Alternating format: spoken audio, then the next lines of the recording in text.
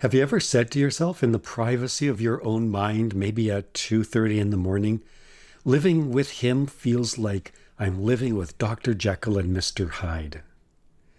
Some days he's attentive, calm, affectionate, actually a good guy that you love. And just when you start to relax, Mr. Hyde shows up.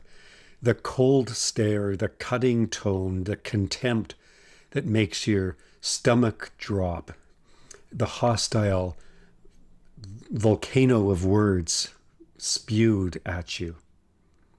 But it's not even the anger that's the worst part. It's the switch. No warning, no accountability, no memory of what he said like 5 minutes ago.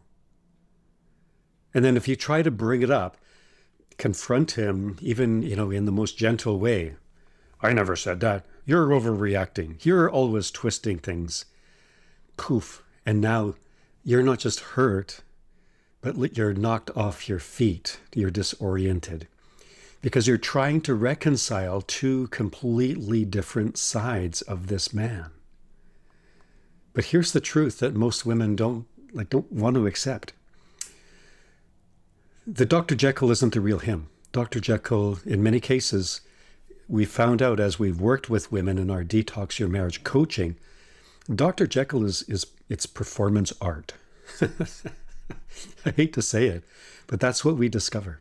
And the Mr. Hyde, the angry, contemptible SOB, that's the entitlement that he really feels underneath.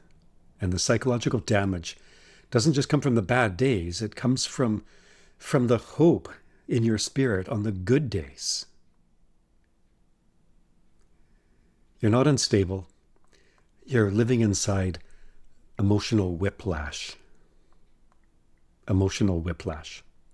And your nervous system is exhausted from trying to predict which man is going to come in the door at the end of his day. Hey, why don't you follow this channel? You'll get more good stuff on this channel.